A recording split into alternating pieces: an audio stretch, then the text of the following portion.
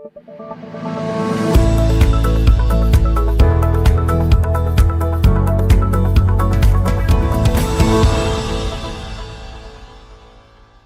a todos, muy buenos días. Queremos dar comienzo a la segunda jornada de la cuarta conferencia Cultura Social Media 2021. Con notables invitados hoy día tenemos a Carmina Rodríguez, directora del programa Robot Lab de la Universidad Adolfo Ibáñez, y damos inicio a la segunda jornada. Bienvenida, Carmina. Muchas gracias, Sebastián. Hola a todos y todas. Me da mucho gusto el poder darles una calurosa bienvenida a esta cuarta conferencia Cultura Social Media, organizada por la Escuela de Comunicaciones y Periodismo de la Universidad Adolfo Ibáñez. Ya por segundo año consecutivo estamos realizando esta conferencia de manera remota. La conferencia se titula Cultura de los algoritmos en un ambiente mediático cambiante. Les comento que, al igual que ayer, tenemos traducción simultánea, para la cual, si quieren activarla, tienen que clicar en un botón donde sale el mundo, donde dice interpretación o interpretation, y ahí pueden seleccionar el idioma que quieren escuchar.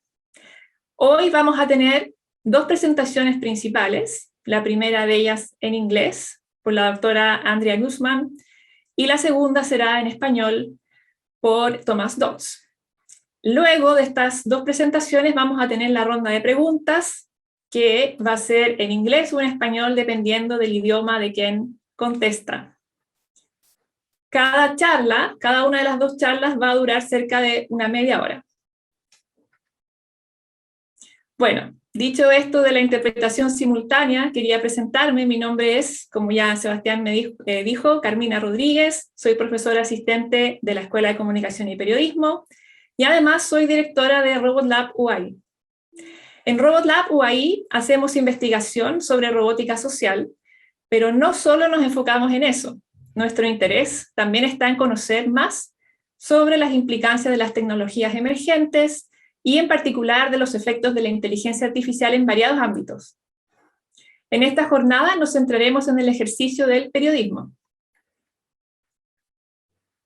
Antes de comenzar, quisiera agradecer también al Fondo Redes UAI por su apoyo en la realización de esta conferencia.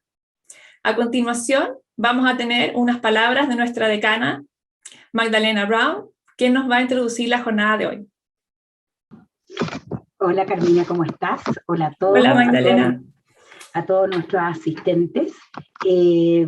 Primero, agradecerles por estar nuevamente hoy día acompañándonos en esta instancia, en esta segunda jornada de nuestra conferencia. Déjenme, tal vez, más que una introducción en detalle de los expositores, porque eso ahí retomamos lo que nos va a plantear la Carmina, tal vez algunas reflexiones iniciales para introducir las conversaciones que vamos a tener hoy día. Ya es un lugar común decir que actualmente los cambios acontecen más rápido que nunca. Pero en el caso del periodismo, esa frase no es vacía, sino una expresión nítida de lo que se ha vivido en los últimos años y lo que vendrá. La digitalización y las tecnologías han impactado las formas de financiamiento y la organización en los medios de comunicación. La migración de las audiencias hacia medios y redes digitales han traído consecuencias sin duda en múltiples direcciones. En el proceso de producción noticiosa, en la forma en que se redefinen lo que es noticia, y así suma y sigue. Asimismo, también ante el crecimiento de la desinformación que se reproducen por redes digitales, crecen los medios que apuntan a hacer fact-checking, buscando contrastar y evaluar la calidad de los contenidos digitales. Junto con todo ello, se desarrollan y consolidan algunas empresas multimediales a nivel global, pero al mismo tiempo surgen organizaciones más pequeñas o emprendimientos comunicacionales desde plataformas digitales. Detrás de todos esos procesos hay sin duda una tendencia de base: el ingreso de la tecnología y la automatización en nuestras salas de prensa. Tecnologías, inteligencia artificial y periodismo, ciencias y humanidades, en un marco tradicional de nuestro ejercicio, pudieran concebirse como áreas lejanas, incluso antípodas. Pero la realidad creciente que observamos dan cuenta que estos saberes, campos y prácticas convergen. Esto sin duda trae nuevos desafíos en nuestro quehacer. Los periodistas crecientemente deberán prepararse y empoderarse en el manejo de métrica, algoritmos, software. El modelo tradicional de competencias periodísticas, que incluye competencias como el pensamiento crítico, la capacidad de generar métodos rigurosos y síntesis informativa, deberá ser complementado con la formación de nuevas habilidades que permitan prepararse para esta nueva realidad profesional. Pero esto no es solo un tema de instrumentos y habilidades. Permítanme en ese sentido una pequeña disquisición al respecto. Esto nos remite a la pregunta heideggeriana original sobre la técnica y el ser en el mundo. Venimos reflexionando desde hace un tiempo, tras ese tipo de mirada, esta doble dimensión de permanente amenaza y esperanza de la técnica moderna. En un primer plano, la técnica pasa a ser un instrumento a la mano, un objeto al que no solo nos habituamos, sino que se hace parte imprescindible de nuestras vidas sin poder imaginarnos sin ella. Piensen en los apps, las múltiples aplicaciones de sus celulares, la vida antes y después sin ellas. Pero el punto fundamental, más allá de esa normalización del uso de técnicas en nuestras vidas cotidianas y también en nuestros trabajos, es que a través de esa tecnología, a través de ella habitamos y intervenimos el mundo, hacemos otros mundos, construimos nuevos mundos. Y eso nos lleva a una pregunta sustantiva de carácter ético. Lo que intento ilustrar es que no se trata solo que adoptemos más y nuevas formas de tecnología de nuestro quehacer, sino que también reflexionemos en cómo ello cambia la forma de hacer un buen periodismo. Como punto de partida, se trata de conocer estos nuevos procesos y lógicas que moldean las grandes salas de noticias y en las plataformas de contenido, para que los propios periodistas podamos ser algo tan propio de nuestro quehacer, ejercer nuestra labor crítica. Para ello es fundamental la investigación empírica en comunicación entendida como una ciencia, pues nos permitirá conocer el impacto en la incorporación de estos dispositivos tecnológicos e inteligencia artificial, no solo de cara a nuestra audiencia, sino también en nuestras prácticas, concepciones y cultura en el periodismo. Para ello es necesaria una mirada futura e interdisciplinaria de nuestros enfoques y qué hacer. De ello, y más sin duda, hablaremos hoy con nuestros expositores internacionales, con Andrea Guzmán, de la Universidad de Northern Illinois, una de las pioneras en el campo de la comunicación humano-máquina, y además también contaremos con la participación de Tomás Dodds, investigador postdoctoral en inteligencia artificial y automatización en el Laboratorio de Medio y Democracia de la Universidad de Ámsterdam. Vaya, y con esto voy terminando mis palabras para inaugurar la jornada de ayer. Ayer partí las palabras de inicio dando cuenta que nuestra sociedad, nuestras profesiones, nuestros trabajos, nuestras formas de producir conocimiento y evidencia, nuestras maneras de habitar el mundo y concebir nuestro futuro están en un punto de inflexión. La acumulación de conocimiento y avances tecnológicos se intensifica y tiene que ver con ello. Está en nosotros que ese impacto en nuestro campo sea una oportunidad de cambio, de renovar y conectarnos con lo más noble de nuestra profesión. La pregunta no es solo cómo los ciudadanos están filtrando, diseñando y circulando en este escenario sobresaturado de contenidos digitales y de economía de la atención, sino que también cómo el periodismo y quienes ejercen las comunicaciones son capaces de reconfigurarse como disciplina en su rol social en estos tiempos de tecnología e inteligencia artificial. Dejo ahí mis palabras de hoy, pero sobre todo quiero volver a agradecer a la Carmina, en particular, que lidera esta jornada de hoy, a Luis Enrique Santana, a Arturo Arreaga y a todo el equipo que está detrás logrando esta jornada del día de hoy. Y sobre todo les quiero dejar a ustedes una gran bienvenida. Muchas gracias. Bueno, como nos contabas, la inteligencia artificial ha irrumpido prácticamente en las comunicaciones, ¿no? Hace un tiempo, y esto tiene una serie de implicancias, por supuesto también para el periodismo. Ahora me gustaría dar inicio a la primera charla de la jornada, charla que va a durar, como les comentaba, cerca de 30 minutos, y se va a tratar de temas muy interesantes de inteligencia artificial. Ella nos va a contar qué es lo que es la inteligencia artificial, su rol en las noticias, y además va a finalizar con algunos aspectos éticos. Su charla será en inglés, con subtítulos en español. La doctora Andrea Guzmán trabajó como periodista y ahora es profesora asociada en comunicaciones en la Universidad de Northern Illinois y es codirectora de The Human Machine Communication Lab en la misma casa de estudios.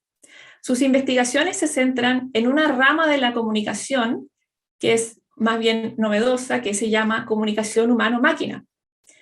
y ella se centra en estudiar las percepciones que tienen las personas sobre la inteligencia artificial, lo cual incluye los asistentes de voz y a programas de noticias automatizados. Ella ha sido la editora de un libro clave en la materia, llamado Comunicación humano-máquina, repensando la comunicación, la tecnología y a nosotros mismos. Y sus investigaciones han sido publicadas en numerosas revistas de prestigio. Cabe destacar también que Andrea fue una de las fundadoras del grupo de interés sobre comunicación humano-máquina en la International Communication Association, la ICA, que es una asociación que agrupa a los investigadores en comunicación a lo largo del mundo, y una de las más importantes. Para mí es un honor dejarlos con la charla de la doctora Guzmán. Espero que la disfruten.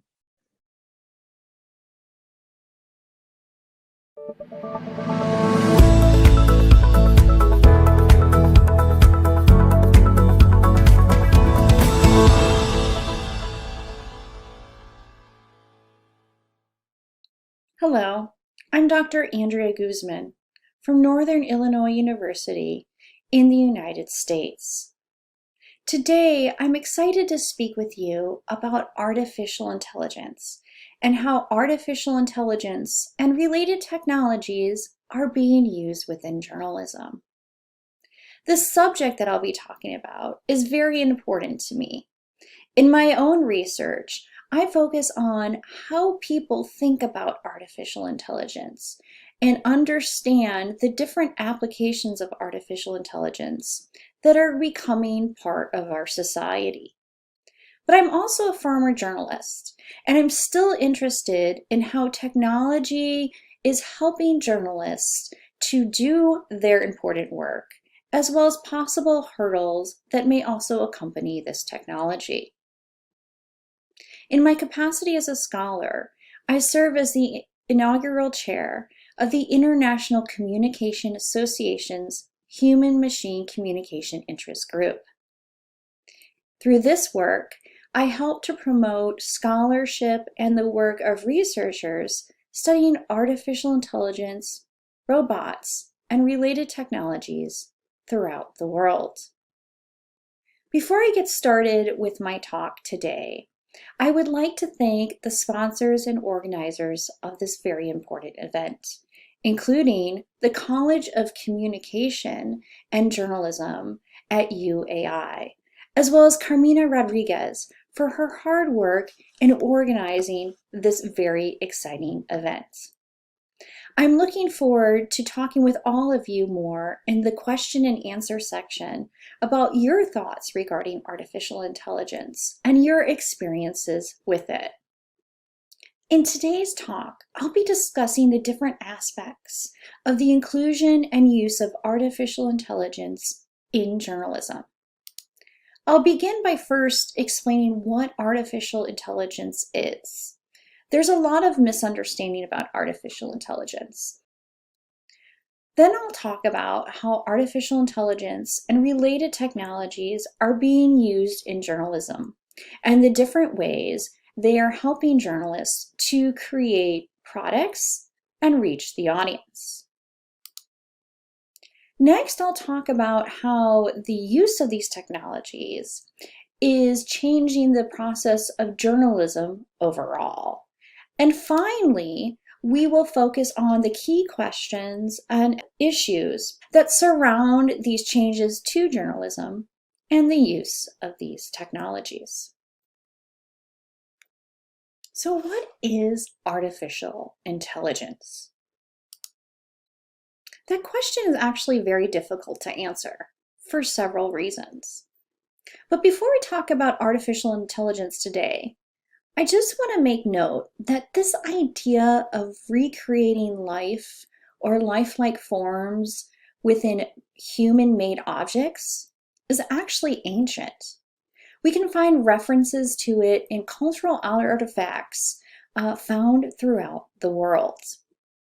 And so humans have long been intrigued by this idea of creating or recreating what is seen and understood to be human within objects.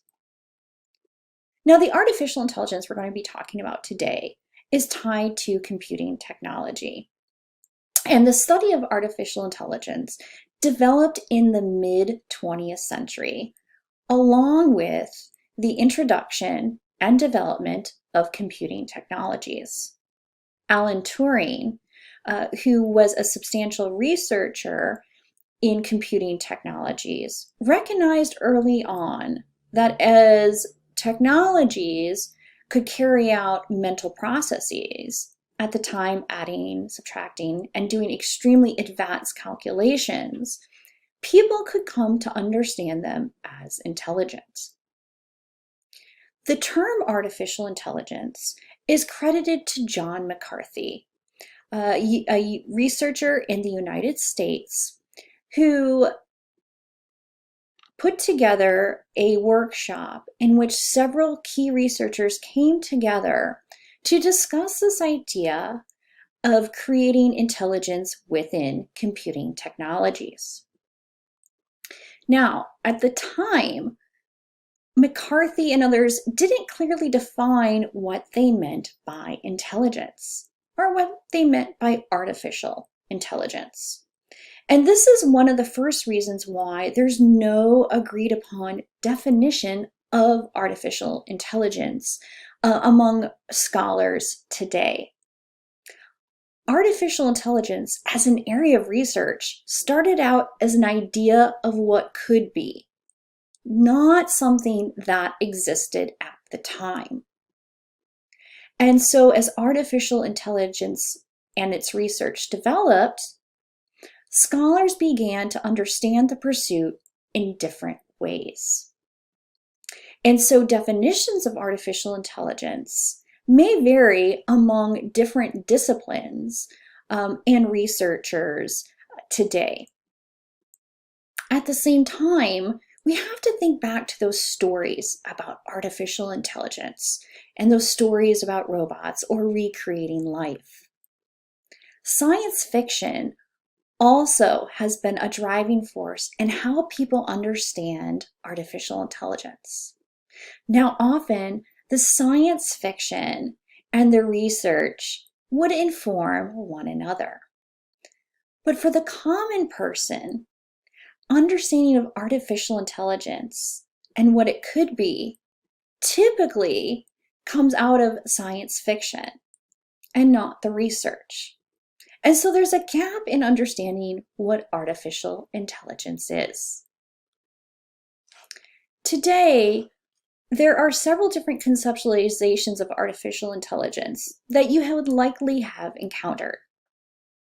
Most of the perspectives around artificial intelligence fall into one of these four categories you see in front of you. Some researchers, when they thought about artificial intelligence, were interested in using machines as a way to model the way that the human brain worked. So to study human intelligence by modeling it in machines. Other areas of artificial intelligence research focused on developing technologies that could carry out a specific human mental task and carry it out very well. A good example of this are artificial intelligence technologies that play games. For example, a chess program that can play humans and can even have the ability to beat them. That program is very good at playing chess, but it can't do anything else. The next type of artificial intelligence has a goal of creating machines with the full range of human intelligence. Now, this is getting closer to what we sometimes also see discussed in science fiction. That is, creating a machine that can carry out advanced mental processes. Lastly, there are ideas about creating machines that actually have superior intelligence to humans. And at first, this may sound a bit odd and scary. And yes, this may be closer to some of the science fiction examples. But if you think about it, there are some instances already where machines can carry out mental processes faster than humans. For example, computers can compute, add together numbers, carry out equations much faster and with a better ability than most humans. There's still disagreement regarding artificial intelligence and whether it can be ever achieved. So some people who adhere to the definition of artificial intelligence as developing technologies that can perform specific human-like mental tasks consider artificial intelligence to be something that is attainable. However, there's great debate about artificial intelligence when it comes to creating machines with the full range of human intelligence. When I'm talking about artificial intelligence within the context of journalism, I'm talking about these technologies that perform specific human-like mental tasks. In the case of journalism, we're usually talking about technologies that can perform some sort of communicative activity, such as putting together a basic news story. The next question then is, how is artificial intelligence being used in journalism? And here I need to stop again and explain some of the complexity of these technologies. Some of these technologies are indeed artificial intelligence in that they carry out a mental process that used to be associated with humans. And they do it in a highly sophisticated and technical way that has a certain level of a degree of agency and autonomy, or is tied to a very specific area of artificial intelligence research. With that being said, a lot of the technologies in journalism, or just in generally in the world, that are being called artificial intelligence, don't necessarily meet the technical specifications that computer scientists and engineers would have for artificial intelligence. And it's important to know the difference. At the same time, the overall activity that they're performing, carrying out a community of tasks, is somewhat similar to those more sophisticated artificial intelligence technologies. So in the rest of this presentation, I'm going to be focusing on technologies that in some way automate the process of journalism. In other words, they carry out a function that a human used to carry out in the journalism process. I'll be sure to note during the rest of the presentation which of these technologies typically are seen as artificial intelligence or fall into related areas, such as machine learning. What scholars typically think is most important is not whether or not something meets the definition of AI, but actually, what is it doing? How is it doing it? And what are the results? Automated technologies are being used in every aspect of the journalism process. This includes the gathering of information in which journalists access data, look for news stories, and look for information to support their news stories, data sorting and analysis, making sense of the information that journalists have gathered, content creation, actually putting together news stories or some other type of media content, as well as distributing those news stories to the audience and delivering the information to the audience in new and different ways. There's a lot of different ways that these different processes are being automated. And I don't have time to talk about all of them today, but I am going to focus on some of the most popular that are relevant to most journalists and consumers. The journalism process begins with gathering information. A lot of information is gathered through interviews. And right now, we don't have automated technologies doing that yet. But what we do have are sophisticated technologies that can look for trends about what people may be interested in or talking about. An example of this are what are called social listening tools. And what these social listening tools will do is they will be tied to a specific social media site, and they will look for trends in what people are talking about. Now, because of the way these technologies are programmed, they can identify trends extremely quickly, much faster than a journalist, for example, could click on the trending topics category on Twitter. And then what they do is they alert the user to something that people are talking about. So journalists then are provided with a possible idea for a story. Next, artificial intelligence technologies, particularly machine learning, is being used in the analysis of data within journalism. Often we tend to think about the substance of news stories, the information, as coming from interviews. But journalists also rely quite a bit on public records and other documents. The collection of large-scale data and the ability to create databases gives journalists new opportunities to look and understand issues within their specific area.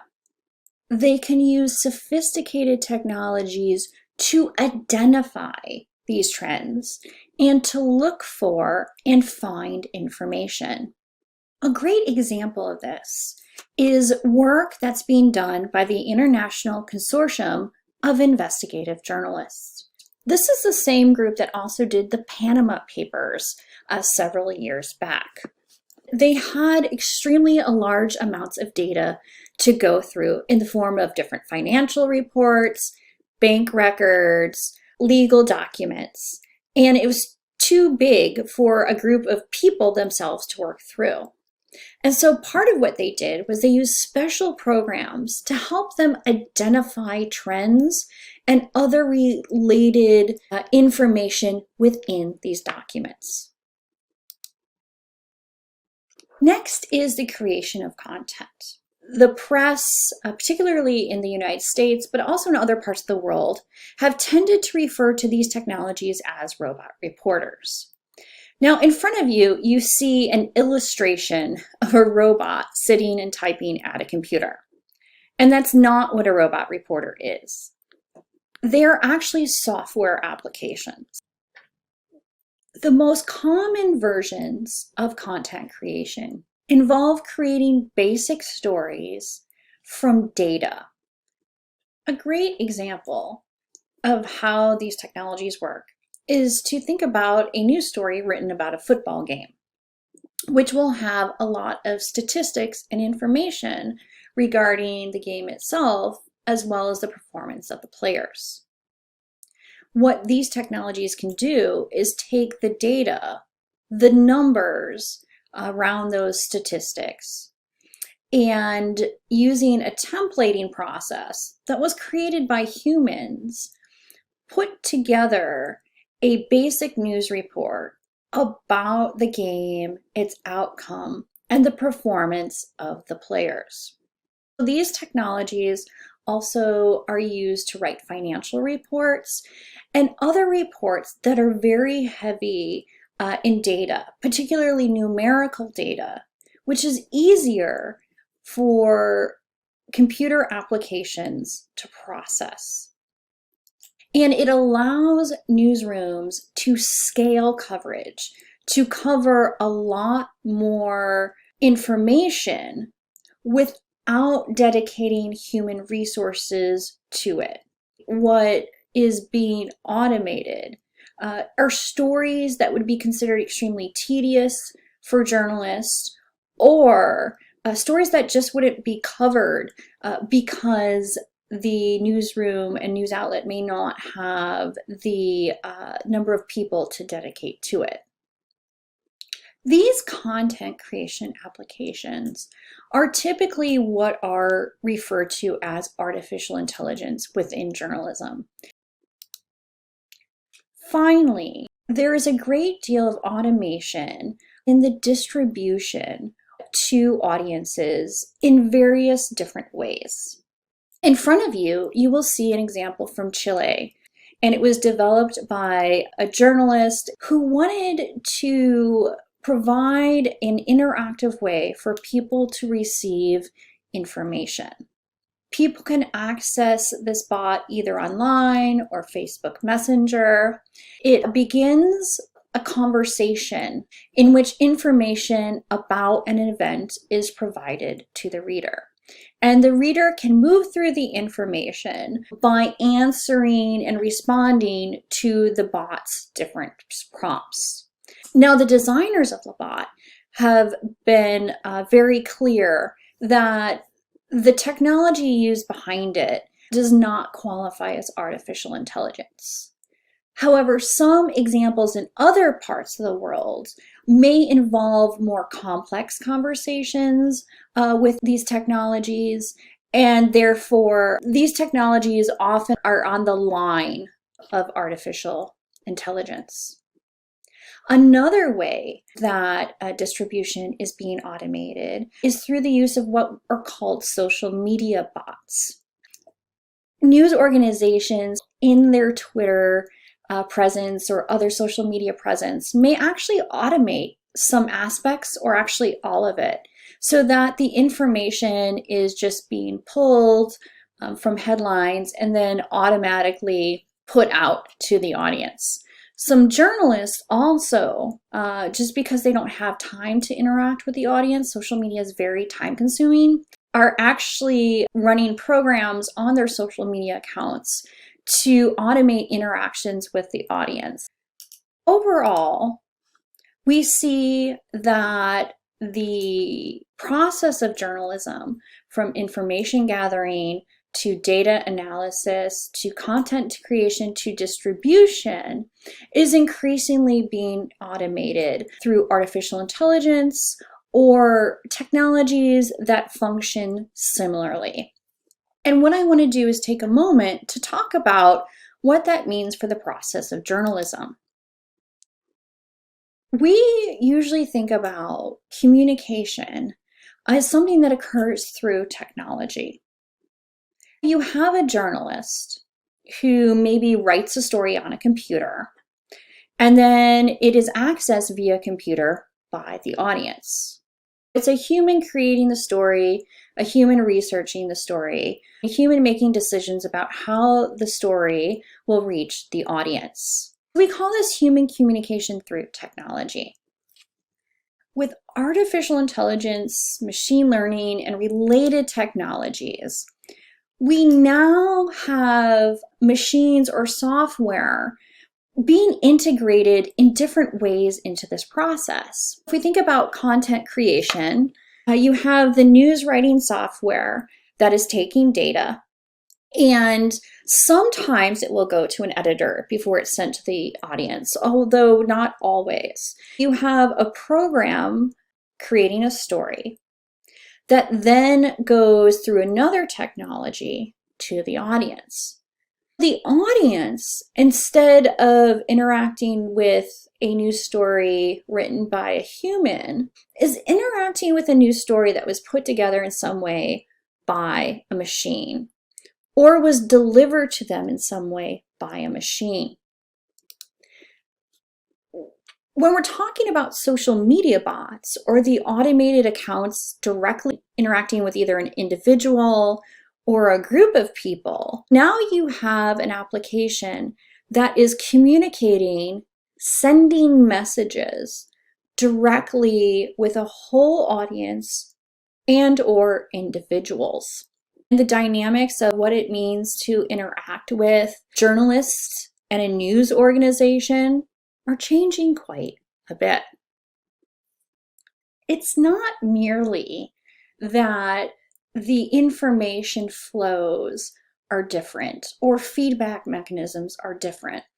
The inclusion of these technologies and the changes to those feedback mechanisms or those interactions create really important questions and ethical issues that journalists, scholars, and consumers need to talk about together to develop the best way to address them.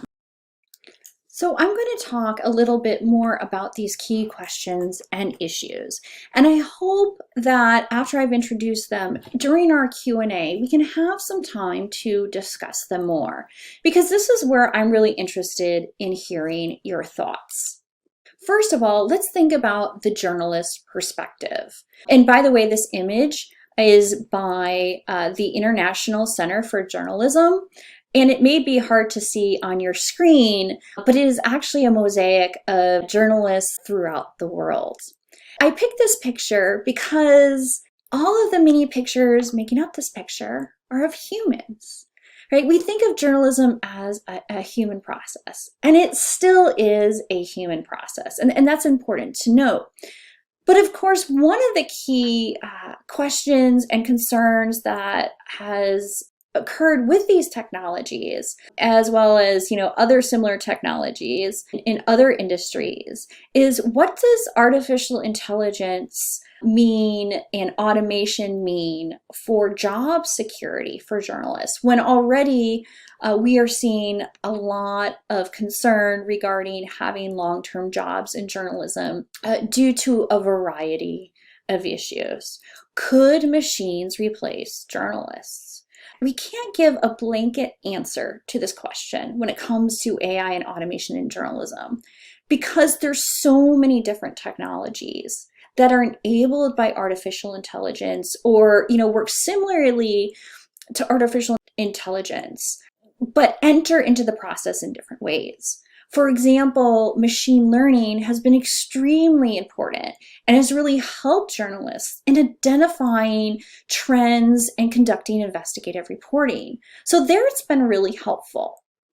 When it comes to machine writing technologies, so far it also has been seen as helpful to providing more information to the audience, particularly in areas that haven't been covered before. And in some instances, it's created jobs. So now you may have an editor whose job is to work with the automated applications. At the same time, however, there is a concern, and I understand this as a former journalist, of companies and organizations that are motivated by profit. Will they start turning more toward automated stories rather than stories that take more effort by humans? But there's also questions regarding the atmosphere of the newsroom as more and more automation occurs and these technologies are being used. How will journalists come to understand their jobs? How will this affect journalists' interactions with one another? And then there's the question of what types of content should we automate? And in the future, if we can automate, particularly more content creation, will there be a power problem in terms of the communities who get humans assigned to report on them and communities that now may be represented only through automated reports? This isn't happening right now, but it's a question to think about before it happens. And there's also a question to think about as these technologies become more sophisticated. Are there certain subjects that we just don't want machines to write about? We can talk more in the Q&A, but I've written an entire paper about the debate about whether or not automated technologies should be used to write about death and what that means to different people.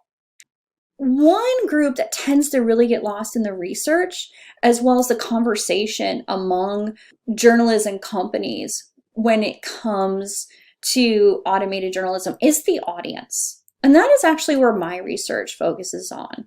I speak with people regarding how they understand artificial intelligence and what they think about automated communication and automated communicators. And research has shown when it comes to content created by machines, most time people can't tell the difference between content created by humans and content created by machines. Although it's important to stress right now, these are really kind of basic reports. With that being said, people have mixed feelings about the credibility of having a technology write a news report. Some think, well, a machine may be less biased than a human. Although, to be clear, programs do have biases, and there can be biases in data, which I can also talk about in the Q&A. They may like the idea of a news story from a machine better. Other people, however, actually realize that machines can have biases, so they don't necessarily see them as more credible. The one issue that is extremely important to people, as I've talked to them, is this issue of transparency. A lot of consumers don't know that these processes are occurring. And indeed, how they're occurring and what level of news organization they're occurring at does vary greatly.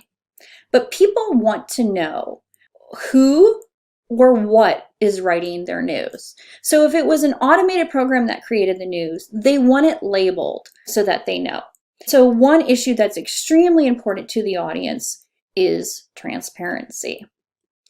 From an ethical point of view, though, if we think about how people then respond to and give feedback to news outlets, there are questions about whether or not increased automation will reduce the power of groups that tend to already not have power to reach out, interact with, and respond to news stories and news outlets.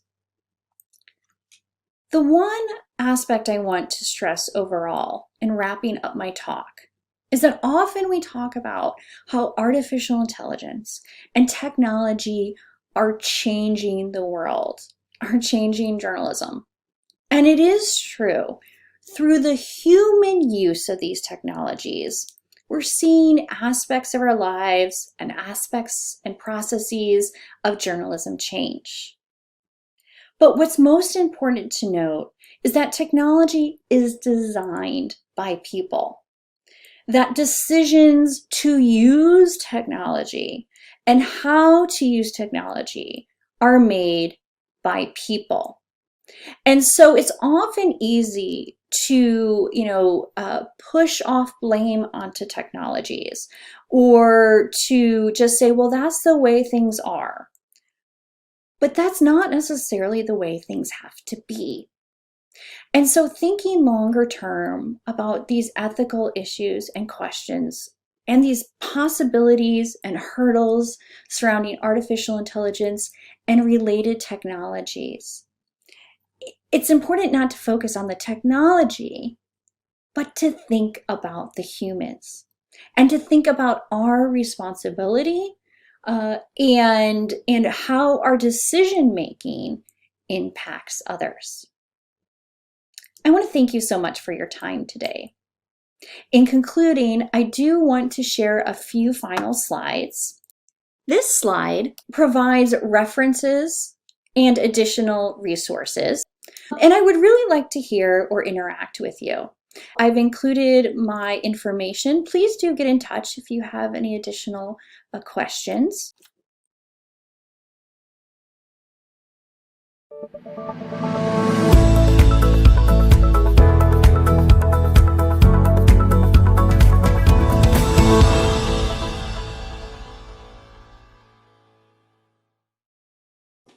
Bueno, muchísimas gracias, Andrea, por esta fascinante charla, en verdad. Thank you so much, Andrea. Esta charla, bueno, vimos que se trataba del rol de la inteligencia artificial en el periodismo, sobre diferentes perspectivas de la inteligencia artificial, y ella presentó, y haciendo como un resumen aquí, que la inteligencia artificial influye al menos en 4 grandes procesos en el periodismo, ¿no? la recolección de información, el análisis de los datos, en la creación de contenido y la distribución y consumo de noticias. También vimos cómo ella se refirió a la inteligencia artificial, que fue, bueno, una de las propulsoras, digamos, de los Pandora Papers. Y también ella me gustó mucho que se refiriera a un caso chileno, que es el caso de Robot Labot. Así que de nuevo, muchas gracias, Andrea. Ahora me gustaría pasar a la segunda charla de la jornada, que estará a cargo del investigador Tomás Dodds.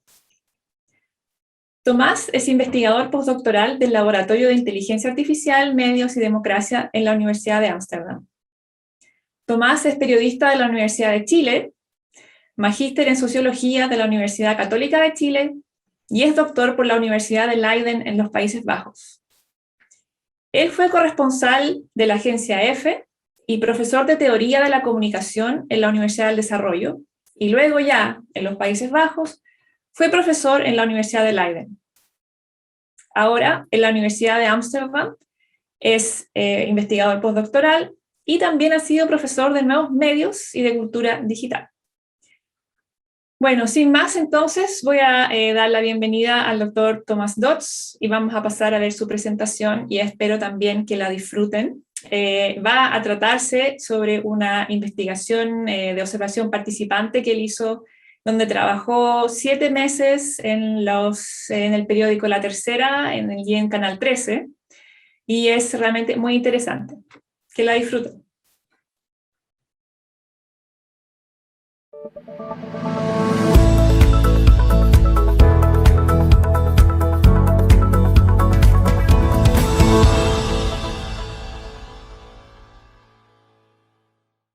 Hola, buenos días. Muchas gracias por la invitación a presentar parte de la investigación que he estado haciendo durante estos últimos años acá en la conferencia Social Media 2021, organizada por la Universidad Adolfo Ibáñez. Muchas gracias a Magdalena Brown y a Carmina Rodríguez por la invitación.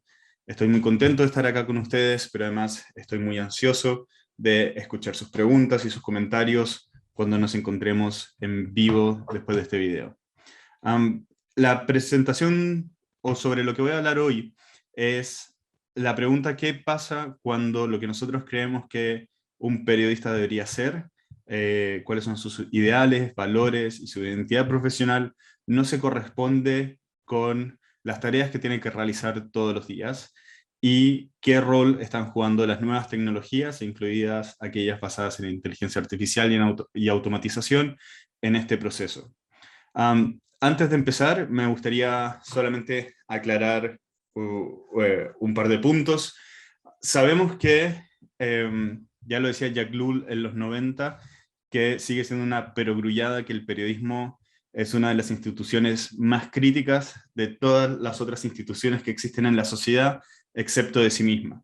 Eso era cierto en los 90 y en cierta medida sigue siendo cierto hoy. Pero hacer estudios sobre periodismo no es difícil solamente por la falta de autocrítica que existe en la industria que estamos tratando de mirar. Hay dos puntos en general que son muy frecuentes de ver en la literatura sobre periodismo y que me imagino ustedes, como los estudiantes que estén mirando esto, se habrán topado. Dos puntos que me parece que son importantes aclarar y desechar de inmediato antes de seguir con esta presentación. La primera es lo que llamamos determinismo tecnológico. Es muy común ver hoy estudios sobre periodismo que advierten en la introducción que hay que tener cuidado con el determinismo tecnológico, y sin embargo, cuando uno lee sus conclusiones y resultados, están ahí. Determinismo tecnológico es esta idea o percepción de que las nuevas tecnologías pueden por sí mismas cambiar las culturas dentro de las salas de noticias. Mi investigación, por el contrario, dice que si bien nuevas tecnologías impactan en la cultura que existe dentro de las salas de prensa, la medida en la que tienen un impacto depende de las decisiones editoriales que quienes manejan los medios de comunicación han decidido, o el espacio que ellos le han dado a estas nuevas tecnologías. Lo vamos a ver más en detalle durante la presentación. El segundo punto que creo que tenemos que tener un poco de cuidado es el romanticismo que existe en relación a los estudios de periodismo. En general, y es muy frecuente de ver, sobre todo en redes sociales o en los debates dentro y fuera de la academia, sobre por qué el periodismo no está funcionando como creemos que debería funcionar, uno de los argumentos que se ocupan muchas veces es justamente mostrar cómo el periodismo funcionaba hace 30 o 40 años. Y esa visión informa el argumento sobre cómo creemos que el periodismo debería funcionar. Mi investigación, si bien tiene ciertos tintes de temporalidad, es decir, que evalúa o toma en consideración de qué manera el periodismo funcionaba antes, no cree que tengamos que traer de vuelta o tengamos que de alguna manera forzar valores que creíamos necesarios o importantes para el periodismo hace 2 décadas. Eso también lo vamos a conversar un poco más en profundidad durante la presentación, pero quería hacer esas salvedades. Así que, sin más, muchas gracias de nuevo por la invitación, estoy muy contento y espero sus preguntas, por cierto. En esta presentación voy a demostrar de qué manera nuevas tecnologías han impactado no solamente los valores y los ideales de los periodistas que trabajan en salas de comunicación chilenas, sino además cómo están afectando lo que significa ser un periodista, la construcción de la identidad profesional de los trabajadores de medios hoy en Chile. Mi conclusión, y la voy a adelantar, es que la forma en la que algunos medios de comunicación han decidido, y esto es importante de subrayar, decidido apropiarse o integrar nuevas tecnologías en sus salas de prensa, ha transformado o ha hecho irrelevante el proceso por el cual los periodistas definen su propia identidad profesional.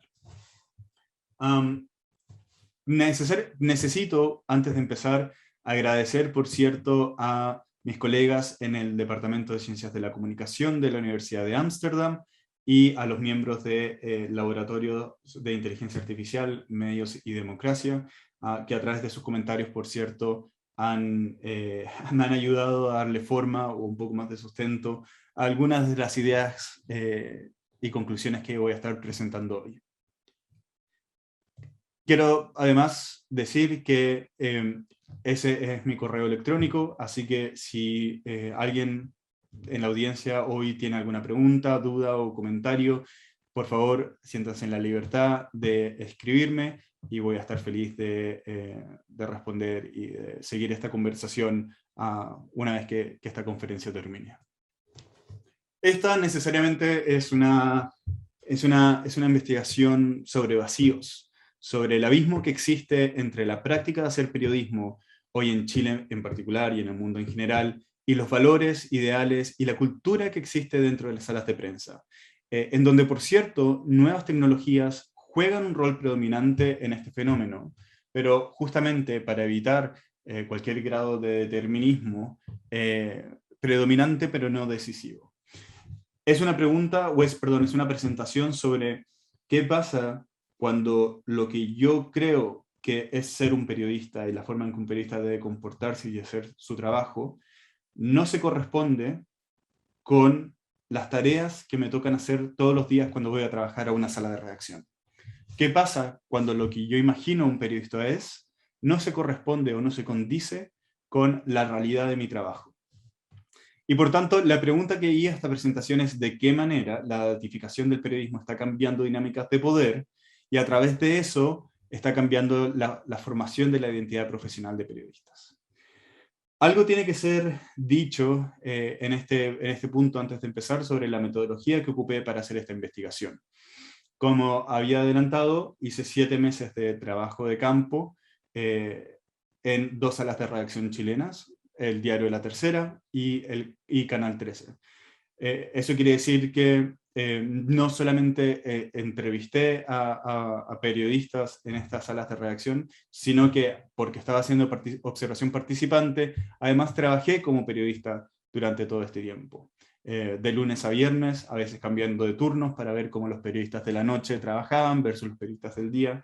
Pero eso quiere decir que durante todo este tiempo escribí mis propias historias, contacté mis propias fuentes, investigué mis propios temas, Y fui capaz de sentir más o menos lo que un periodista siente en su día a día. Por ejemplo, la presión por las nuevas temporalidades que alguna de estas nuevas tecnologías produce, por salir rápido en la web, por golpear, incluso si eso significa que a veces publicamos noticias que no estaban terminadas o que no tenían fuentes, etcétera, etcétera.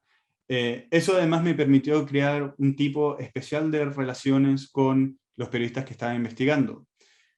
Todos sabemos que los periodistas son muy buenos entrevistadores, pero muy malos entrevistados, porque en general lo que hacen es adelantarse a las preguntas que el investigador tiene y contestar lo que ellos suponen o asumen que es lo que el investigador quiere escuchar. Pero, por ejemplo, cuando estaba midiendo censura, que es un tema complejo de medir, y en general los periodistas tienden a contestar que no existe censura en los medios donde trabajan, porque estaba haciendo observación participante y porque estaba trabajando todos los días con ellos en sus salas de noticias, yo era capaz de decir, pero yo estaba ahí ese día cuando esto pasó, ¿te acuerdas? Y eso necesariamente cambiaba el tipo de respuestas que recibían estos periodistas, porque se sentían más en confianza, porque era imposible negar cosas que habían pasado y que yo había visto. Y de esa manera, este tipo de metodología fue, por tanto, muy útil, particularmente para este tipo de investigación, donde lo que estoy tratando de ver es de qué manera se construye el significado de ser periodista cuando estas tecnologías a veces se implementan sin control. Eso sobre la metodología. En general, es importante pintar el panorama que existe hoy en la literatura sobre este tema. Y en general es posible decir que existe una brecha hoy en la investigación sobre periodismo entre aquellos que, digamos con un poquito de angustia, reclaman que la introducción de nuevas tecnologías en las salas de prensa está destruyendo, si se quiere, lo que ellos llaman periodismo tradicional. Por el otro lado, otros investigadores sostienen que los trabajadores de medios se están apropiando de estas tecnologías, ajustándolas a sus propios valores e ideales periodísticos, y más bien ellos argumentarían estas nuevas tecnologías, incluidas aquellas que se basan en inteligencia artificial y automatización, funcionarían como una extensión del trabajo periodístico y no reemplazarían las funciones de los trabajadores de medios. Cualquiera sea el caso, donde sea que ustedes se ubiquen en este debate, donde parece haber un acuerdo es en la velocidad que estos cambios están, la velocidad con la que estos cambios están ocurriendo y la cantidad de ajustes a las labores periodísticas que se transforman cuando se decide introducir una de estas tecnologías en la sala de noticias. Evitando una mirada, si se quiere, un poco más normativa del periodismo, que pretende caricaturizar al periodismo como algo que surge desde un manual o desde un libro de ética, yo prefiero pensar a los valores y roles periodísticos como el resultado de una discusión, simplemente. Los valores periodísticos son estructuras de significado que se crean, que se impugnan y que se mantienen constantemente en las discusiones que ocurren todos los días en los medios, entre periodistas de distintas plataformas, periodistas y editores, periodistas o editores y el departamento de publicidad y avisaje, y así. La construcción de lo que significa ser un periodista pasa todos los días cuando yo discuto con mi editor el tipo de contenido que tengo que cubrir, el tipo de titular que tengo que escribir, el tipo de fotos que voy a ocupar para acompañar mi nota, el tipo de fuentes que necesito contactar, etcétera, etcétera. Y eso es justamente donde me quiero enfocar en esta presentación para entender el impacto que nuevas tecnologías han tenido en los medios de comunicación chilenos. En particular me voy a enfocar en 3 tecnologías en particular. Las nuevas tecnologías en relación a métricas de audiencias, nuevas tecnologías en relación a aplicaciones de mensajería instantánea como WhatsApp, y, por cierto, que tenían que estar acá, a nuevas plataformas digitales. Voy a empezar con la historia del primer día que llegué a trabajar a La Tercera. como etnógrafo. Una de las cosas que más me llamó la atención fue, ni bien entrando, fue ver colgando en el centro de la sala de redacción 2 pantallas gigantes que de alguna manera vigilaban todo el entorno.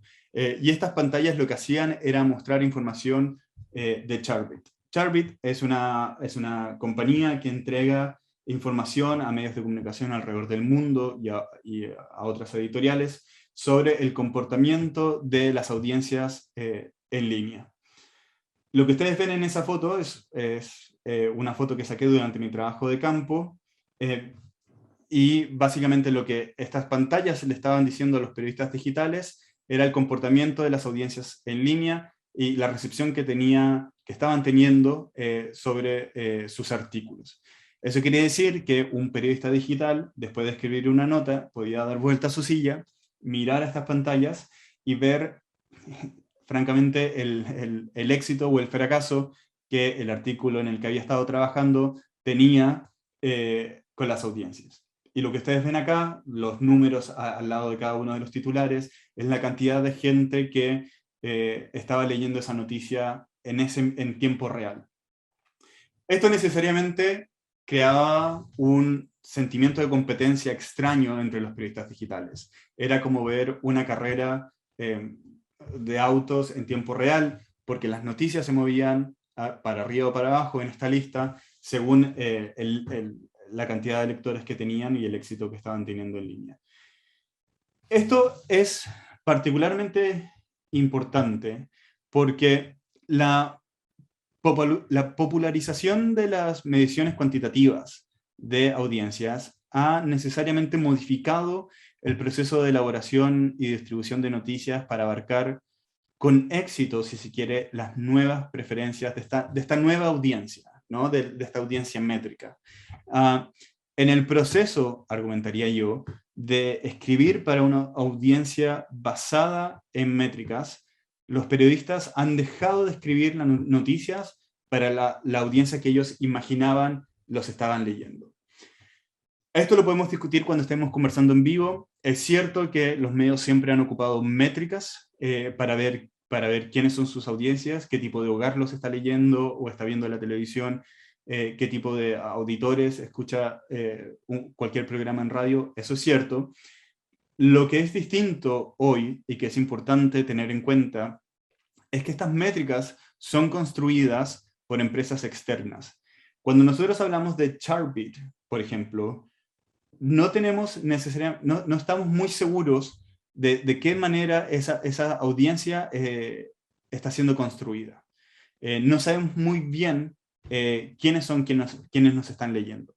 Sabemos, en términos numéricos, el éxito o fracaso de un artículo, pero no tenemos necesariamente más información sobre las audiencias que leen nuestras noticias. Y eso necesariamente es problemático. Lo vamos a ver más adelante y también lo vamos a conversar durante, me imagino, durante nuestra conversación en vivo. Pero lo que es importante sobre métricas de las audiencias es que los reporteros, entonces, no estarían escribiendo para sus públicos, sino que estarían escribiendo ahora para el algoritmo que determina la cuantificación de tales públicos. Este es un fenómeno que nosotros llamamos públicos algorítmicos, no es muy lejos de la realidad, un concepto que necesariamente encapsula la influencia de los algoritmos y sus métricas en las percepciones de los periodistas sobre la audiencia. Y la influencia, tal vez más importante, la influencia que estas percepciones tienen o terminan teniendo en el desarrollo de la creación de noticias. Porque si yo soy un periodista que está constantemente expuesto a esta lista, que está constantemente expuesto a estas pantallas que cuelgan sobre mi cabeza y que básicamente miden el éxito o fracaso de cada uno de los artículos que escribo, es probable que termine escribiendo artículos que yo sé van a tener éxito cuando aparezcan en Charbit, ¿no? Que van a tener éxito entre la audiencia. Ahora, perdón.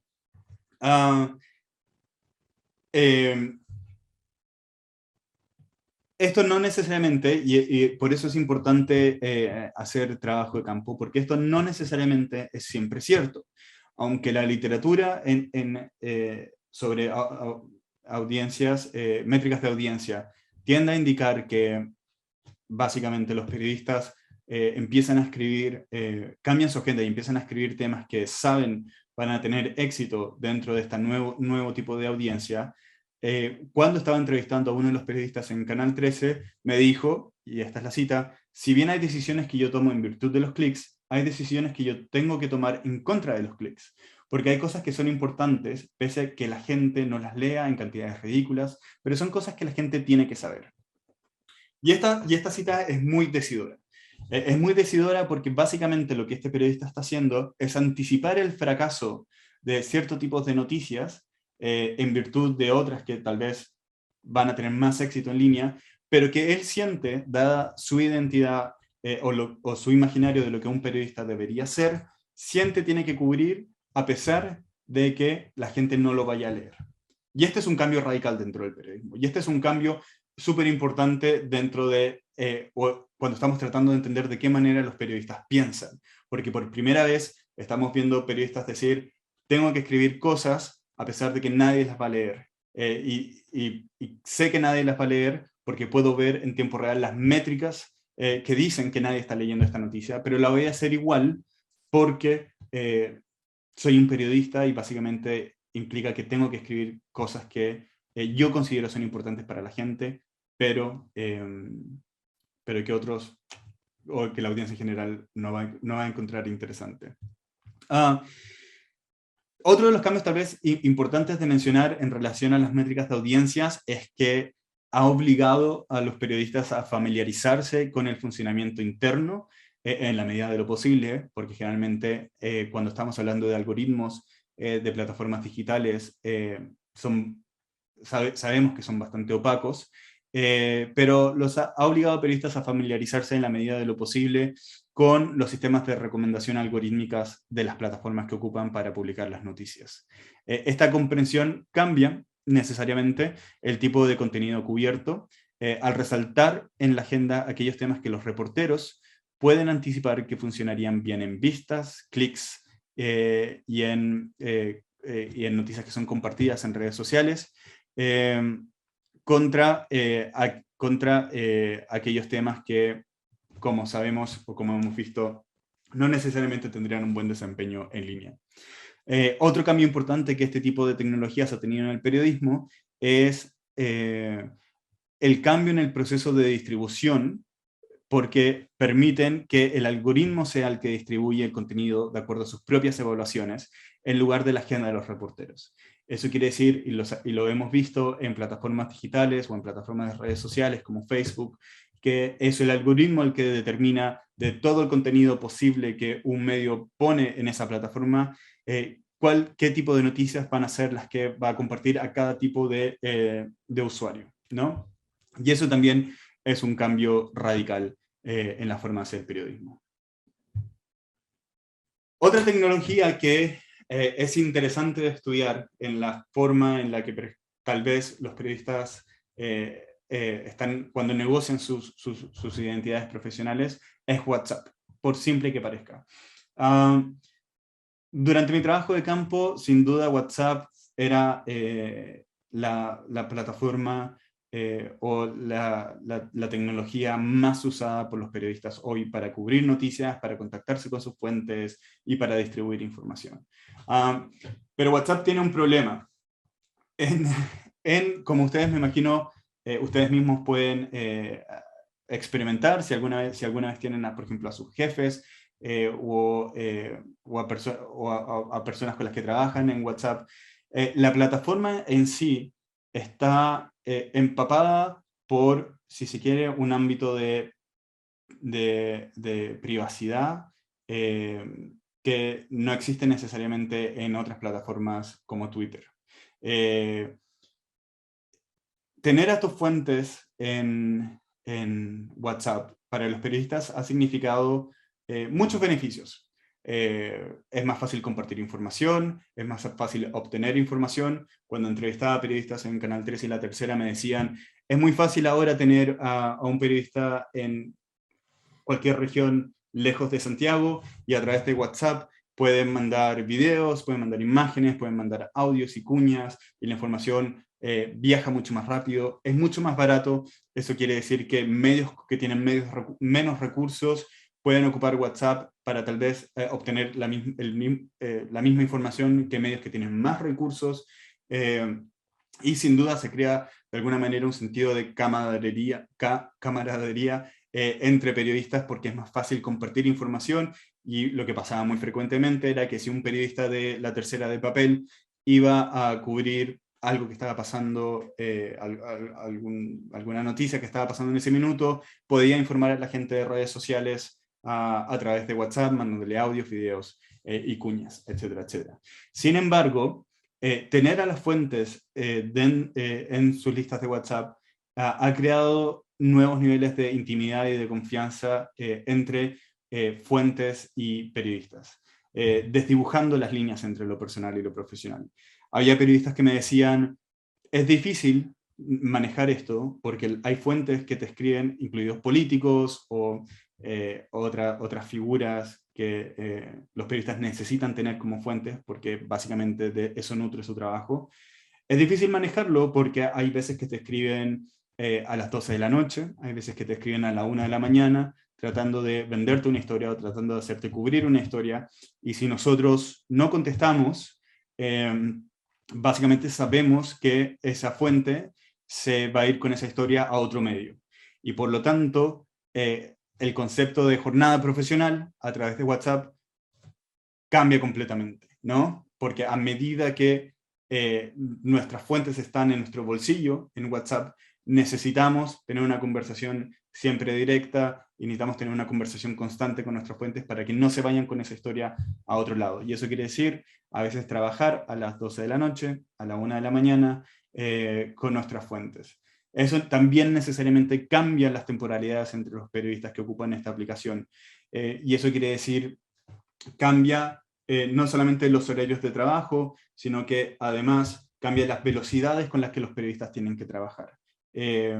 Ya no se trata de ir necesariamente siempre, ya no se trata de esperar un correo de vuelta, ya no se trata de esperar en el teléfono ni siquiera. Se trata de crear una relación donde los periodistas son capaces de obtener información en tiempo real de sus fuentes porque están conectados en WhatsApp. Y esto trae, por cierto, muchos beneficios, como mencionábamos, pero también trae, digamos, peligros en el tipo este tipo de nueva intimidad que se crea con las fuentes que ocupamos para hacer nuestro trabajo.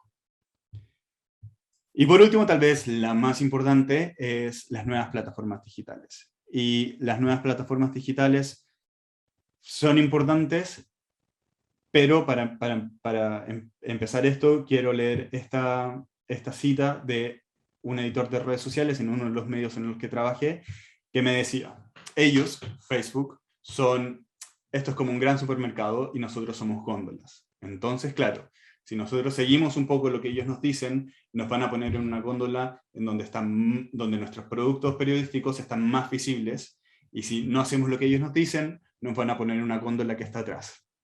Y eso es súper significativo. Una de las cosas que no sabía antes de empezar mi trabajo de campo es que los medios en Chile tienen reuniones en persona con representantes de Facebook y de otras plataformas digitales, en donde, quiero ser cuidadoso con esto, se hacen sugerencias en la forma en la que los medios deberían escribir sus noticias para que tengan un buen recibimiento en plataformas como Facebook, Twitter, Instagram y otras. Y eso necesariamente es significativo, porque ya podríamos argumentar, no es el medio el que determina de qué manera va a escribir sus noticias, en la extensión, por ejemplo, o en el titular, o en el tipo de imágenes que se ocupa, sino que son estas plataformas externas. Ha habido durante los últimos años nuevas investigaciones que y concuerdo, argumentan que lo que plataformas digitales como Facebook y Twitter están tratando, y Google, por cierto, están tratando de hacer es ponerse en el medio entre medios de comunicación y la audiencia. Y lo han hecho con éxito. Pero poniéndose en el medio, lo que plataformas como Facebook, que ahora son las que distribuyen noticias, hacen es crear los lineamientos que los medios de comunicación tienen que seguir para tener una participación exitosa en dichas plataformas. Y eso es un cambio gigante en la construcción de las identidades periodísticas, básicamente porque ya no es el periodista con el editor, por ejemplo, el que decide de qué manera cubrir una noticia o qué tipo de titular usar, sino que tienen que seguir al siempre cambiante, por cierto, algoritmo detrás de estas plataformas. Por ejemplo, sabemos que durante un tiempo el algoritmo de Facebook privilegiaba medios de comunicación que ocupaban videos para contar sus historias porque quería competir con YouTube. Y eso quiere decir que durante un periodo de tiempo los medios de comunicación despidieron a mucha gente y contrataron a gente que estuviera más capacitada o familiarizada con la producción de video multimedia. Sin embargo, Facebook cambió después de un tiempo su algoritmo y volvió a privilegiar noticias escritas.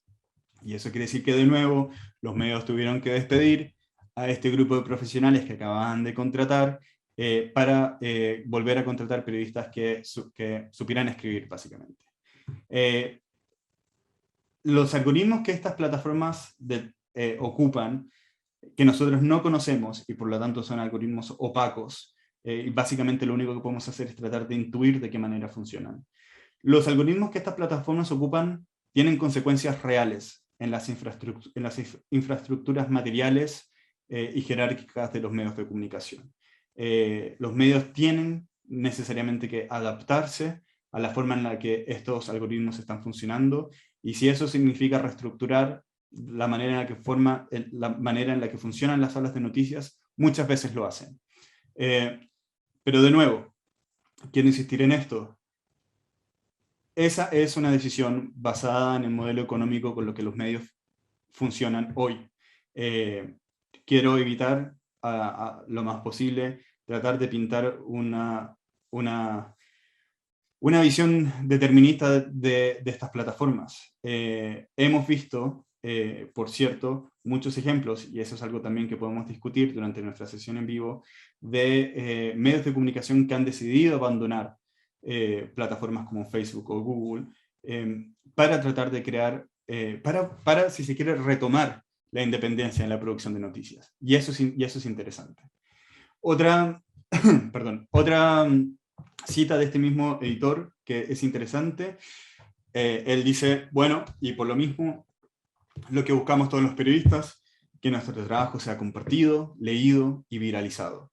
Y el foco principal es que a través de las redes sociales uno va captando nuevas audiencias. Justamente, el problema de poner a Facebook en el medio de la distribución de noticias entre medios de comunicación y la audiencia es que las nuevas audiencias son construidas por Facebook. Nosotros no sabemos muy bien quiénes son a quienes les estamos escribiendo. Tal vez alguien podría hacer el argumento de que nunca lo supimos muy bien y siempre teníamos aproximaciones, pero el nivel de información que tenemos hoy sobre a quién le llegan nuestras noticias es preocupantemente bajo. Por ejemplo, un detalle un poco cómico que pasaba en Canal 13 es que Canal 13, y no saben por qué, hay varias teorías, pero tiene una gran cantidad de seguidores en México. Y eso quiere decir que ellos saben que si escriben noticias sobre cantantes o actores o series de televisión mexicanas, van a tener una muy buena recepción, porque hay mucha gente en México que se informa sobre cosas que pasan en su país a través de t13.cl. Y eso es necesariamente, es un fenómeno interesante de investigar, porque los periodistas chilenos empiezan a incluir en sus agendas contenido de otros países, solo porque saben que a través de estas plataformas van a tener una buena recepción. Y llegamos por último a la conversación sobre inteligencia artificial. Hoy, tecnologías basadas en inteligencia artificial son comunes de ver en algunos medios de comunicación, particularmente en agencias, en temas relacionados con deportes o economía, y en general se están usando para priorizar, clasificar, asociar y filtrar información. Se estima que solamente el 15% del trabajo periodístico y el 9% del trabajo de editores es susceptible a automatización. Estas cifras, sin embargo, son o están sujetas al estado actual de estas tecnologías, y se asume que a medida que se produzcan nuevos desarrollos, estos números cambian. La pregunta sobre inteligencia artificial, más allá de una visión apocalíptica, no es el reemplazo total de los periodistas, sino que, y en relación a esta presentación, la pregunta tiene que ver con qué va a pasar cuando estas máquinas sean capaces de trabajar para priorizar, clasificar, asociar o filtrar información sin el control humano. Y volvemos necesariamente a la conversación sobre los algoritmos que están detrás de estas tecnologías. Porque cuando hablamos de automatización, lo cierto es que no siempre estamos seguros de qué manera están hechos los algoritmos que controlan estas tecnologías.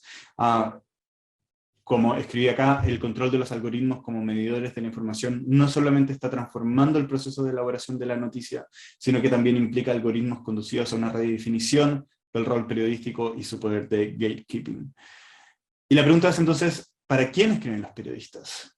¿O para quién va a escribir este algoritmo una vez que tenga las capacidades de distribución de información por sí mismo? Más allá de los detalles técnicos que podemos ahondar, por cierto, durante nuestra conversación en vivo, pero se me está acabando el tiempo, el punto que quiero hacer, después de presentar todas estas tecnologías y contar esta historia, es que la consecuencia más importante que estamos viendo de la introducción de nuevas tecnologías digitales y nuevas plataformas que se ponen en el medio entre la audiencia y los medios, es un incremento en lo que yo llamo disonancia profesional. La disonancia profesional, como lo anticipaba al principio, es la brecha que existe entre lo que yo creo que un periodista debería hacer y lo que en realidad puedo hacer cuando voy a trabajar todos los días. Y con esto, lo importante de esto no es, como adelanté con el romanticismo que a veces leemos en estudios de periodismo, no es argumentar que el periodismo debería volver a tener valores como los que tenía hace 50 años y debería tener los mismos valores o los mismos ideales. Por el contrario, lo que estas tecnologías están haciendo es impedir la discusión entre editores y periodistas. Lo que estas tecnologías están haciendo es hacer que la conversación sobre lo que yo creo que es un buen periodismo se vuelva irrelevante. Porque en mi trabajo periodístico, con un medio basado, cuyo modelo económico está basado en el uso de estas plataformas, lo que prima entonces es satisfacer a estos públicos algorítmicos. Y por tanto mi discusión o mi sentimiento de lo que yo creo es un buen periodismo deja de importar en algún sentido. No tengo mucho tiempo, pero básicamente quiero proponer estos temas para la conversación que vamos a tener en vivo. Tenemos que discutir sobre la dependencia que los medios están generando con plataformas externas como Facebook, Google e Instagram. Tenemos que hablar sobre la automatización y el reemplazo del trabajo periodístico, pero por sobre todo tenemos que hablar de la opacidad de los algoritmos que existen detrás de estas plataformas y de qué manera estamos poniendo medios de comunicación al servicio de sistemas que no entendemos muy bien cómo funcionan. Tenemos que hablar de disonancia, tenemos que hablar de autonomía, tenemos que hablar de qué manera los periodistas son capaces de reclamar o de retomar lo que ellos creen es su posición en la sociedad. Y por cierto, toda esta discusión lleva al futuro del periodismo. Tenemos que hablar de qué manera nos imaginamos el periodismo en 10 años, de qué manera nos imaginamos el periodismo en 20 años, cuando estas tecnologías estén más presentes que nunca en el día a día de la labor periodística. Así que esa es mi presentación, muchas gracias y espero sus preguntas.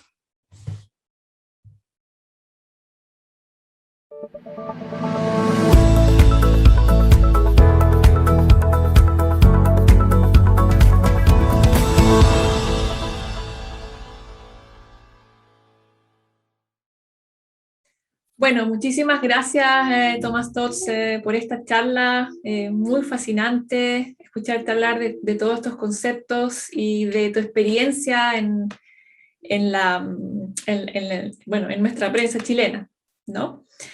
Ahora vamos a dar inicio a nuestro Q&A, nuestra sesión de preguntas y respuestas, por lo tanto voy a invitar a ambos, a Andrea y a Tomás, a unirse. Por favor, si pueden prender las cámaras, could you please turn your camera on, Andrea? And in the meantime, while they turn on the cameras, please remember that we have a translation here at the bottom with the world. In case you need to translate from Spanish to English or vice versa, you can hear us this way. ¿Qué tal? Bienvenidos nuevamente. Welcome again. Hello. I know that you have both been listening to this conference, and this is a really, really interesting topic to discuss. We don't have, unfortunately, a lot of time left for our Q&A. It's going to be about 25 minutes approximately. I would like to ask Andrea a question and then a question to Tomás, and then we will go on with the questions from the audience. Para las personas de habla hispana, por favor recuerden el botoncito de la traducción, ¿ya? Ahora voy a preguntarle a Andrea la primera pregunta en inglés. Okay, so Andrea, you recently published a piece entitled Should Machines Write About Death? And with this topic, I was reminded of a case about this world-famous chef, Anthony Bourdain. He's also on here in Chile. And I believe that you mentioned a case about that his voice was recreated by an AI program after his death. And could you please tell us more about this case and which would be the ethical implications of reporting about such a phenomenon? Great. That's an excellent example. Because Anthony Bourdain was a TV chef and recorded a lot of interviews, the documentary includes a lot of Bourdain's own voice. However, there is a point in the documentary where his voice is recreated by AI. So it's his own words being used that he wrote for someone, but the voice and him speaking it was recreated by artificial intelligence. And so the question became whether this should have occurred, because in the documentary, the filmmakers never disclosed to the audience that this is happening. The information that this came out during an interview. And so there's several questions here. One, should they have recreated the voice at all, particularly given the fact that, Anthony Bourdain is deceased? And there is debate among the people who control his estate whether or not, the rights to use this the permission was ever given. And then there's a second debate of whether or not this should be disclosed to the audience. And this serves as an example of the way that these technologies, it can be used, but the audience may not know them. Right? So that's one ethical question. But then the other ethical question is, should they be used in these ways? And the director of that documentary also, when they commented about what happened, was rather dismissive and said, well, we can have an ethics debate about it later. So let's use this first and then debate the ethics. rather than let's talk about the ethics and then use this technology. So, did that speak to your question? Yeah, absolutely. And I think it speaks about like what comes first or what should come first, right? In these ethical debates, whether it's first like the machine part or the human ethical part. And with regards to that, I would like to now ask a question to Tomás as well. Tomás, bueno, tú también en el chat ahora lanzaste una pregunta acerca de la opacidad de los algoritmos, ¿no? Tú escribes ahí que no, el algoritmo de Twitter ni los bots parecen ser verdaderamente transparentes. Entonces, claro, una pregunta va por ahí, o sea, ¿cómo podemos hacer este tipo de tecnologías más transparentes, tanto para los periodistas como el público?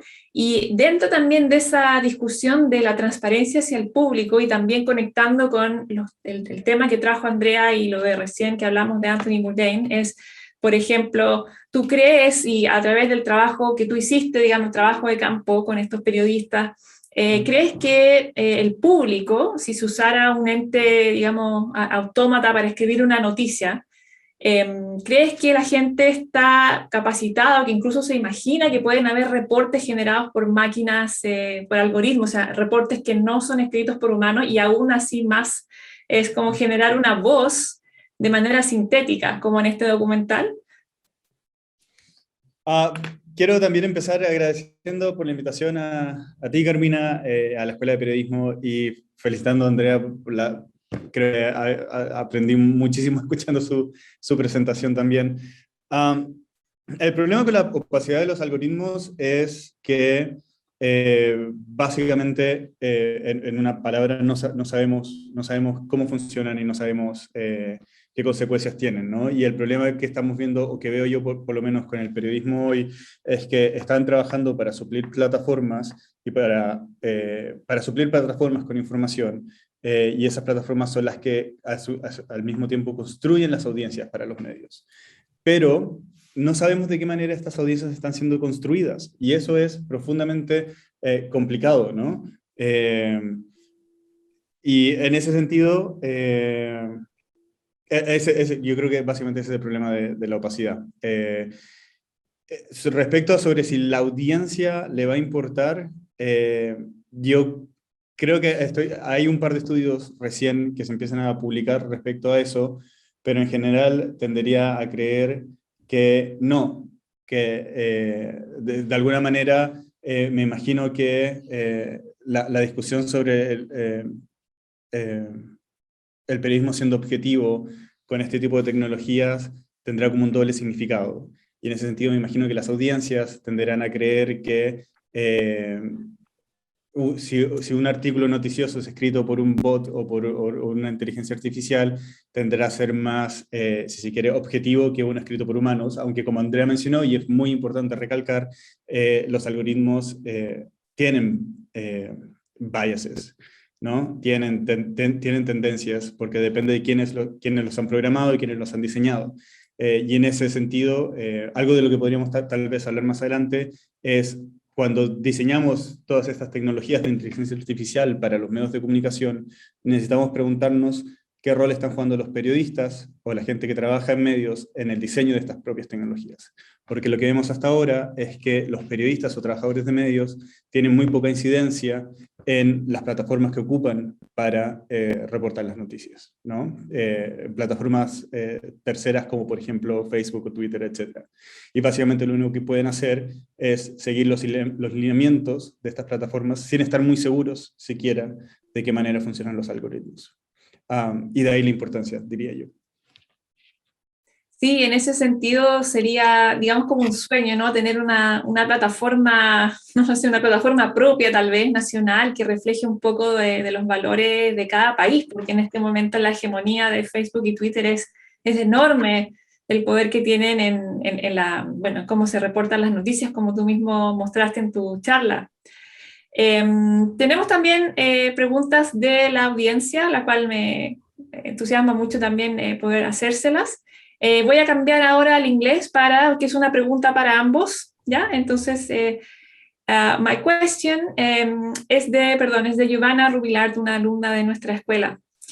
My question is addressed to the concern of whether this type of technology is going to replace the work of many of the professionals of journalism, which has happened throughout our history, with the end of many types of jobs after the emergence of new technologies. Will AI replace or displace some of our professionals? Or maybe it could be seen as an opportunity to focus their work on a different journalism, since this new technology is on a more type of mechanical work? I'll go ahead and answer first. So I'm a former journalist, and I started working in the newsroom in 2001. I worked for a newspaper at the time. So for those of you who are here, who are about my age or older, I really understand this question, because this is when the internet was being integrated into newsrooms. And so I feel this question in my heart, because journalists, and I can only speak to my experience in the United States, but what I've also read throughout the world, including in Chile and other parts of Latin America, we've had to deal with technological change and how that's affected jobs, as well as social and economic change. So to this question, as I mentioned in my presentation, there are many different types of artificial intelligence applications, some of which can greatly enhance and have really, like those data processing applications are very helpful. Particularly surrounding the news writing technologies. That's where this question really comes in, is, can this replace journalists? What we've seen so far is that journalists are being used to train and to help integrate these technologies, and that we've been seeing editors set up for these technologies. So instead of automation, sometimes it's referred to as augmentation or the helping. With that said, there is this greater economic, social, and power question of what will the people who own media decide to do with these technologies relative to journalists? And that's a question I can't answer. We can look at history, and history can be concerning. But it's also important to note that history does not have to repeat itself. And at this time, these technologies are really not extremely advanced, although they are advancing quickly. So I'll let Tomás speak to this too. Yeah, en español, ¿verdad? Sí, sí, por... Sí, yo creo exactamente lo mismo que Andrea. El éxito o fracaso de la implementación de inteligencia artificial en las salas de prensa chilenas y del mundo va a depender de la capacidad que quienes manejan las salas de comunicación o las salas de prensa le den a los periodistas para apropiarse de estas tecnologías. Lo que sabemos es cierto que hasta ahora, no sé si Andrea está de acuerdo con las estimaciones que hace Nico Diakopoulos sobre el porcentaje del trabajo periodístico que hoy es susceptible a automatización. Creo que era algo así como 15% en el trabajo periodístico y 9% en el trabajo de editores. Eso es lo que hoy es susceptible con el estado de arte que existe de esta tecnología, a ser automatizado. Yo en general tiendo a tener una visión más optimista sobre la automatización, en el sentido de que, por ejemplo, como en los casos como en la Associated Press, donde las informaciones, por ejemplo, sobre la bolsa o la economía, todo ese tipo de artículos se puede escribir de manera automática, es liberador para los periodistas. Yo me acuerdo cuando trabajaba en EFE, todos los días antes de irme, tenía que hacer un artículo básicamente describiendo los movimientos de la bolsa de ese día. Que eso hoy se haga automáticamente es una maravilla, porque es cierto que libera tiempo. Y una de las cosas que mencioné durante mi presentación es justamente este clash que existe entre periodistas de distintas plataformas, es porque mientras los periodistas de papel tienen mucho tiempo para investigar, para hablar con fuentes, etcétera, y los periodistas web necesitan cubrir constantes breaking news, me gustaría imaginarme que el diseño que tienen los algoritmos detrás de estas tecnologías permitiría que periodistas que trabajan para plataformas web puedan liberarse de la necesidad constante de suplir para el algoritmo de Facebook o de otras plataformas digitales y tengan tiempo para investigar aprovechando la multimodalidad que les ofrece las plataformas digitales. Pero eso depende necesariamente de las decisiones, como decía Andrea, y en eso estoy muy de acuerdo, que los medios toman sobre cómo adaptarse y cómo dejan que los periodistas se apropien de estas tecnologías. Sí, en ese sentido me gusta mucho el final de tu respuesta porque también se enmarca muy bien con una pregunta que tuvimos de Judith Moller, una ex colega de la Universidad de Ámsterdam, que voy a pasar también a leérselas, y con esto ya va a ser, digamos, la última pregunta de este panel de Q&A. Voy a cambiar ahora al inglés, ya que ella escribió la pregunta en inglés. Judith says, thank you for these really interesting presentations. You both spoke about changing norms and values and how journalists adapt to the logics of social media. Do you expect that journalists will also adapt to the logics of AI? And if so, which aspect of AI logic will be the most influential? Who would like to start? Tomás. Ok, hi Judith, también una colega de la universidad. Lo que estamos viendo, por ejemplo, es la necesidad, algo que también mencionaba Andrea en su presentación, es la creación de este nuevo rol periodístico de estos que se llaman metaperiodistas. Viene al caso con el nuevo nombre que se cambió Facebook. Pero estos metaperiodistas que lo que están haciendo es tratar de adaptar los algoritmos al trabajo periodístico. Hay una distinción que es importante y que es la distinción que no hicimos cuando implementamos plataformas digitales dentro de las salas de comunicación, y es la importancia de que el algoritmo se adapte a los valores e identidades profesionales periodísticas y que no sean los periodistas los que se tengan que adaptar a la manera en la que trabaja el algoritmo. Haciendo eso, no evitando, que los periodistas se tengan que adaptar al algoritmo, es justamente como creamos este sentimiento de disonancia profesional del que estaba hablando en mi presentación. Este sentimiento donde los periodistas sienten que lo que tienen que hacer y la información que tienen que privilegiar todos los días no se corresponde con sus ideales y con sus valores periodísticos. Y por eso es muy importante que sea el algoritmo el que se adapte en la sala de prensa a los valores periodísticos. Y en ese sentido surgen estas figuras que se llaman metaperiodistas, que básicamente trabajan para tratar de informar al algoritmo sobre valores y prácticas periodísticas. ¿Cuál de todas estas características es la que va a ser más útil para los periodistas? Yo creo que podríamos hipotetizar mucho, pero sin duda me imagino que la recolección de datos debe ser liberadora para los trabajadores de medios, en el sentido en la cantidad de tiempo que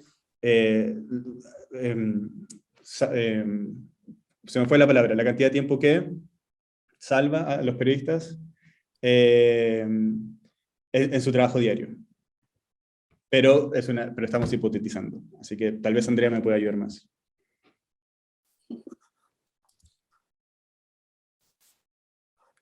Yes, Tomás, you come up with great points.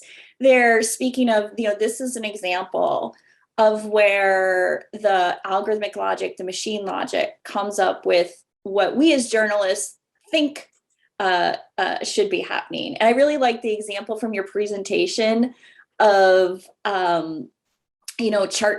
It felt like a car race, looking to see, and that's a great example of that. Several thoughts here. First, I think we can think about this in a larger context through an area theory known as human-machine communication. And that is where we think about how do people interact with and make sense of communication and exchanges with machines. And when we're in communication with other humans, for example, if I'm speaking with Tomas or Carmina or you, Judith, as well as anyone else in the audience, there's give and take, right? We kind of learn to negotiate with one another. What is happening here is that when these technologies are largely designed, particularly those outside of the newsroom, and I think we've experienced this if we're journalists, or maybe even if we're educators, maybe with, teaching software, we're given something to work with and we must adapt to it. And what Thomas is speaking about is how that technology should be better designed around the end user. For me, and my theoretical viewpoint is that there's actually there should be more of this back and forth, this more integrative process in which thinking about and negotiating with, because I, as a journalist today, if I were to step back in the newsroom, would not be the same as the journalist I was in 2001, right? As the internet was just emerging, because we all have learned to adapt. So I think it's important to realize, and this also goes to Tomas's point about, we can't go back in the past. So there's an ongoing negotiation. Back to Judith's question about the logic of algorithms and the logic of AI. I do not think of these as singular logics. And I think that has been something that's been somewhat problematic in research, particularly when we think about journalism and AI. One thing I didn't get a chance to mention in my presentation, and I want to mention here, is that there is a difference in how artificial intelligence is being used in large media corporations versus smaller mid-level corporations or local journalists who may not be using these technologies. And so for them, right, that this AI the logics of AI might look different because they may not be using these technologies, but in some way they may be getting information from places that do use these technologies or competing against them. And so the question of what are the logics is extremely important. In other words, what is happening here? What is being structured? Can I speak to one that's most important at this time? Not really, because we haven't been, I think, paying enough attention to what we would call the downstream effects of how this works down to smaller media properties.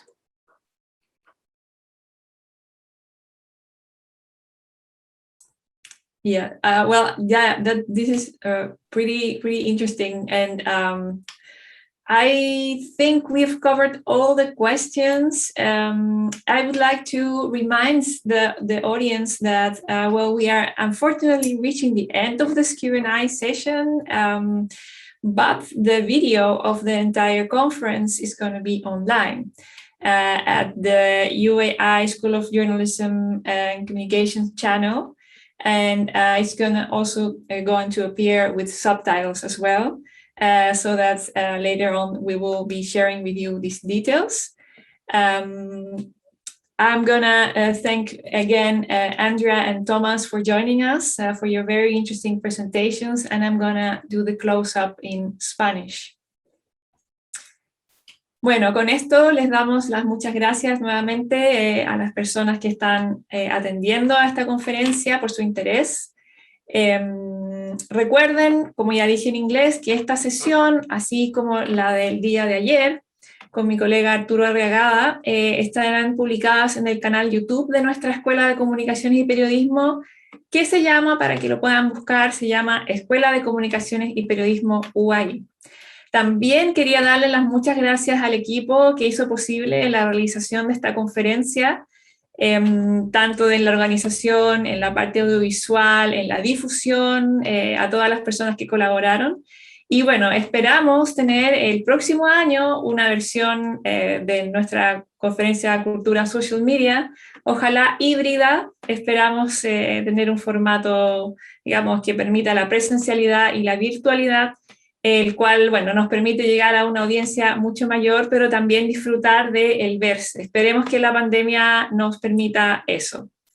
Bueno, quería de nuevo decir que estén todos súper bien y bueno, gracias Tomás, gracias Andrea, que tengan buena tarde, que tengan buena noche y nos vemos ojalá el próximo año.